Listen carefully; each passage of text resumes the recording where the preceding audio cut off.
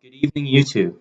My name is Andrew Osborne, and I am the Canadian Progressive. There is only one. The topic of today's discussion is action and results for those in power, empathy and consciousness for the people, but in reverse order, as the video will be titled, Empathy and Consciousness for the People, Action and Results for Those in Power. This discussion is based off of the premise that we do not ask enough from our leaders, from the politicians that control our lives. Perhaps it is the fact that we do not feel entitled enough for things such as adequate pay, adequate housing, healthcare, mental health care, and many, many other things. I'm going to start today's discussion by looking at a video of Justin Trudeau taking a knee at a Black Lives Matter rally, and the reaction of a young journalist that followed, Vicky Vachama from the Conversation in Toronto.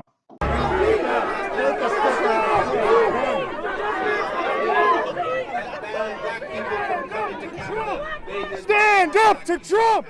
Stand up to Trump! Stand up to Trump! Stand up to Trump! Stand up to Trump! Hello and welcome to Power and Politics. I'm Catherine Cullen. Vashi is away today. We are streaming live around the world on the CBC News app and cbcnews.ca. I'd like to welcome viewers joining us on CBC television from the Maritime provinces. Great to have you with us. And you showed up at just the right time because it is time for the Power Panel. Prime Minister Justin Trudeau participated in the anti-racism demonstration in Ottawa today. Some people cheered him while others chanted what you just heard in that clip: stand up to Trump. Trudeau also took a knee while listening to the speakers. The Prime Minister said earlier today that work must start now to combat systemic racism. Do the comments of our political leaders match their actions when it comes to addressing racism and systemic discrimination? We are going to ask the Power Panel in Winnipeg today. Nigan Sinclair, Associate Professor in the Department of Native Studies at the University of Manitoba and a columnist with the Winnipeg Free Press. Vicky Vachama, she is the Culture Society and Critical Race Editor at The Conversation in Toronto. And Emily Nicolas is a columnist with Le Devoir. She joins us from Montreal. So welcome to all of you. Vicky, I want to start with you. I want to hear what your reaction is to the Prime Minister coming out, listening to speakers in the march in Ottawa today and taking a knee. This isn't the first time that we've seen the Prime Minister join or attend a protest. Famously, he attended one of the climate strike protests in Montreal last year. He also, in the Canada 150, when there was a substantial protest, pro-Indigenous protest on the Hill, he also attended and went to them. But what we're seeing from him is a willingness to convey political messaging that suggests that he accepts the messages and the criticisms of protesters, while his government is either slow or behind or really unwilling to engage with the criticisms that protesters are making. And in some of them, he is very, very behind. Obviously, on the Indigenous issue, there's substantial issues. But on anti-Black racism, I don't know that we've seen this Prime Minister really step up to what he says to his beliefs. Obviously, the blackface photos surfaced some concerns about his views on racism, but we still haven't heard a full hearing from this Prime Minister or his government about what it is that they plan to do around anti-Black racism that's within their power. Of course, Vicky Vachama is 100% correct here.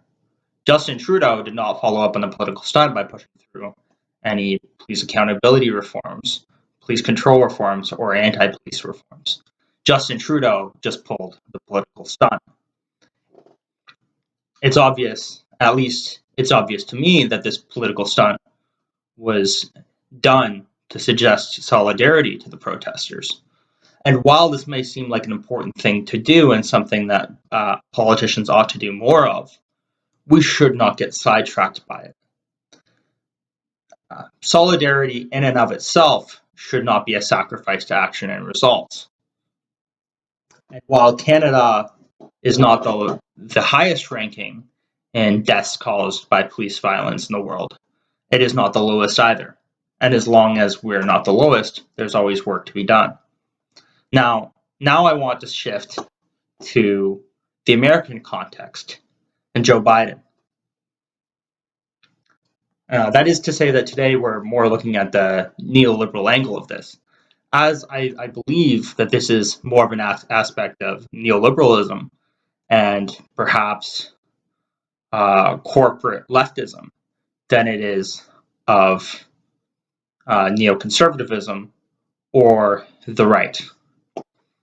And so the video that I have chosen today, or that I have next, is of Joe Biden responding to a mother discussing her son who has COPD and is worried about the coronavirus.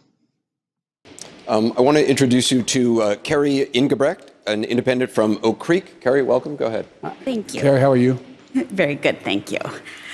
Our 19-year-old son was diagnosed with pediatric COPD at the age of 14. We're told he has the lungs of a 60-year-old. He does all he can to protect himself. Last month, he even removed himself from the campus of UW-Madison as he feels it's safer and he has less exposure here at home. We've tried all we can to get him a vaccine. I hear of others who are less vulnerable getting it based on far less. Do you have a plan to vaccinate those who are most vulnerable sooner, to give them a priority? Well, the answer is yes, there are, but here's how it works. The states make the decisions on who is in what order. I can make recommendations, and for federal programs, I can do that as President of the United States. But I can't tell the state, you must move such and such a group of people up. But here's what I'd like to do. If you're willing, I'll stay around after this is over, and maybe we can talk a few minutes and see if I can get you some help.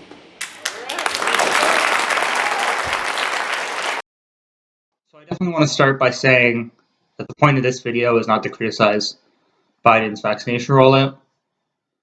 I think that there's a lot to unpack there that should be left for another time. In short, I would say that just because Joe Biden's vaccination rollout has been decent does not mean that there are not reasons, particular to the United States, particular to perhaps the capitalist system in the way that it's built and set up in the United States, that allows it to have a decent vaccination rollout. Certain things for businesses, certain costs that businesses are getting, money that businesses are getting, vaccination companies mostly. That's important. And that's something that should be noted when discussing the vaccination rollout in the US. And also, the lack of leadership. But that's in short. And as I said, I don't want to make this video too long based off of that information. Or I should say, as I was getting at. But back to this video of Biden. While Joe Biden appears to be empathetic here, and I would say, I might go as far to say that he is being very empathetic here on a personal level. Now, I would suggest that there's a difference between being empathetic on a personal level and being an empathetic leader. If I'm the supervisor at a workplace and I have a woman that comes to me and she says to me, "Look, sir, I haven't been able to get any sick days. And I really have to go take care of my kid. Something's going on with my family. I'm really worried this is having an effect on my life." And this is an issue which is consistent at my workplace. For me to say to that one girl, "Yes, I'll give you a sick day. I'm gonna let you take care of your family matters," knowing full well that that's a problem that exists within the workplace, within the whole workplace, that's consistent as an issue within the workplace. That's not me showing empathy as a leader. That may be me showing empathy towards one person, but there's a huge difference when you're a leader, especially of a country. showing empathy towards one person and showing empathy towards a group of people. There's a huge difference there. And that is a point that the media is missing. CNN tweeted, President Biden offered to personally help a mother worried about getting a coronavirus vaccine for her 19-year-old immunocompromised son with chronic obstructive pulmonary disease, COPD, in short, right? This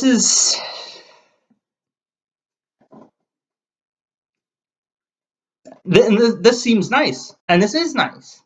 It's nice that he's doing this for her, but he has leadership abilities. He's a leader, and in him being a leader, he can do more. I mean, I think the basic amount of that he could do in this is, rather than saying, "Look, my powers are to recommend things," recommend, throw your weight around, say, states, this is what I want you to do. This is what I think states should do. He didn't do that. He didn't do any of that. And so even in the excuses that he's making here, he's not making recommendations. He's certainly not throwing his weight around at all. And to say that he's being empathetic in this sense is flawed. I mean, yes, you're helping one woman cross the street when there's a bunch of people that are about to get hit by a bus.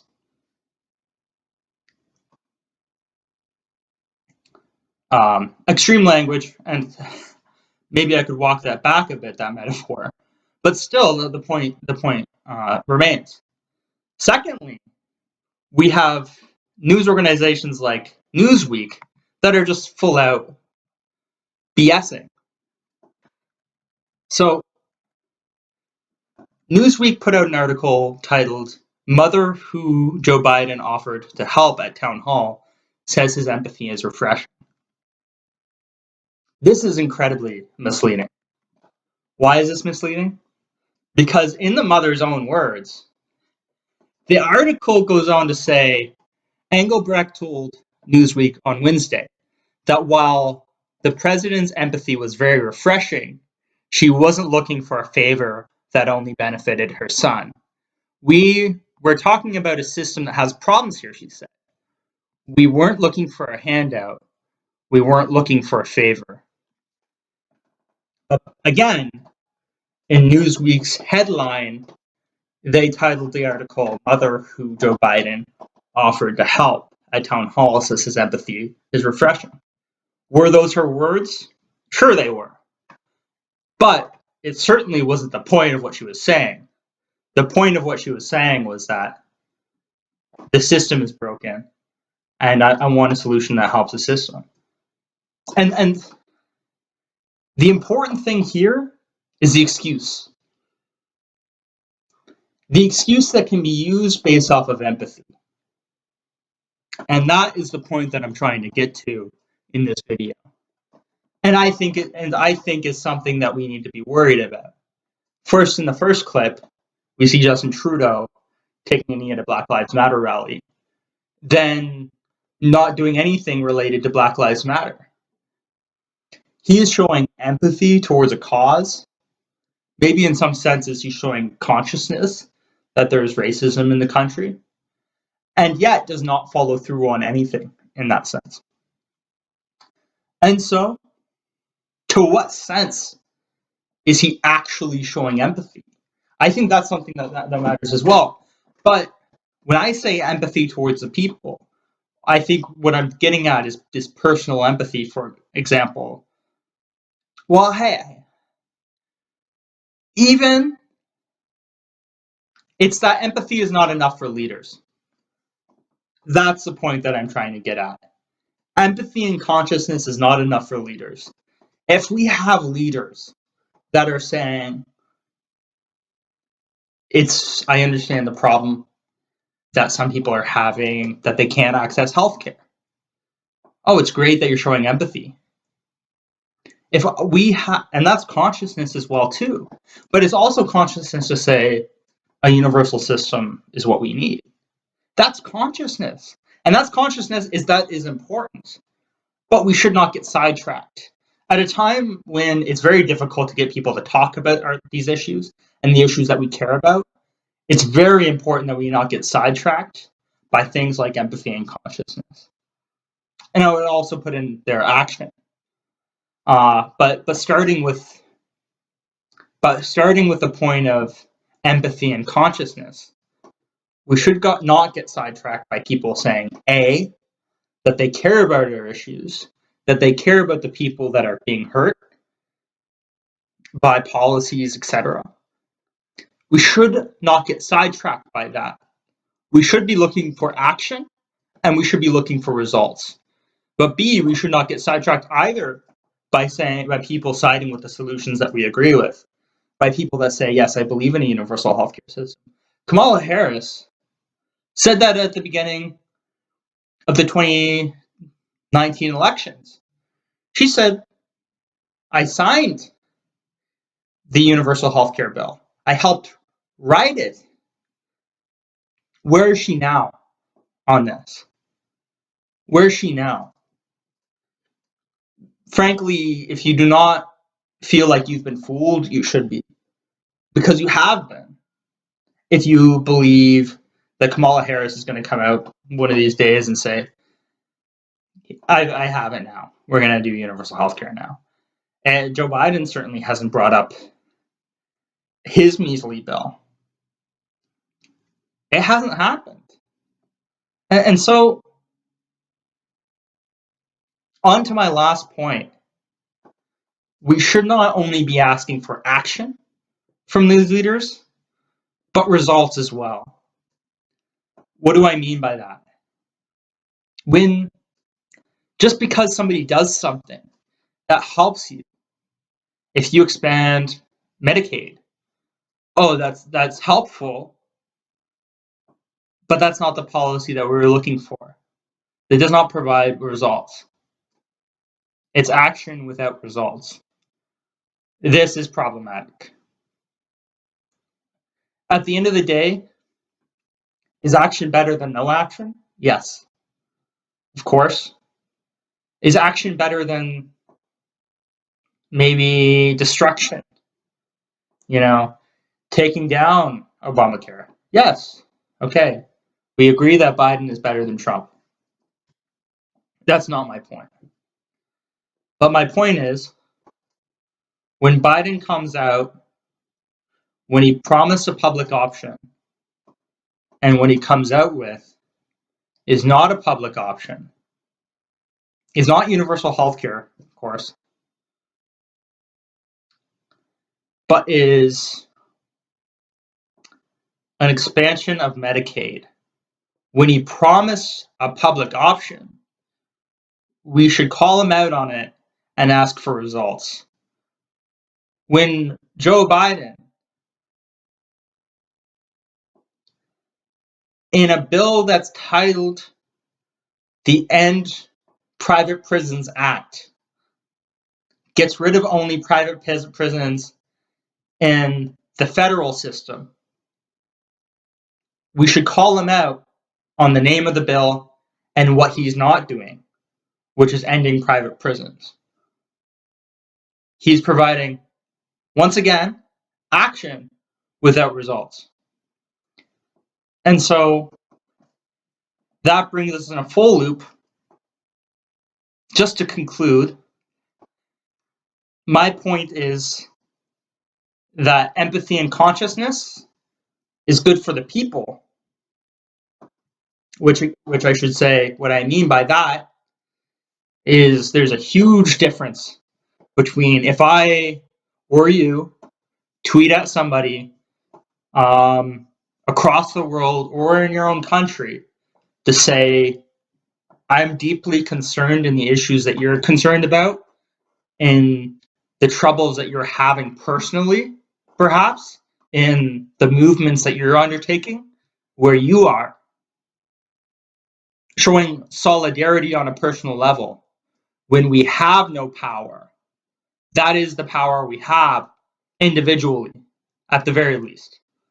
Minus organizing and minus anything else. That is the power we have. And so we should be exercising that power. There's a huge difference, though, when we do that and when politicians do that. Politicians have access to information, to resources, and so that's why I say not only should we ask for our politicians to act, we should ask for our politicians to get results. Just because you expand Medicaid does not mean that's all you had the resources to do. When they haven't even tried to get universal health care or Medicare for all, they have no excuses.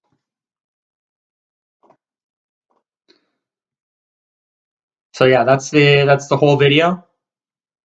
I hope you liked it. Thank you for tuning in. Again, my name is Andrew Osborne, and I am the Canadian Progressive. Cheers, guys.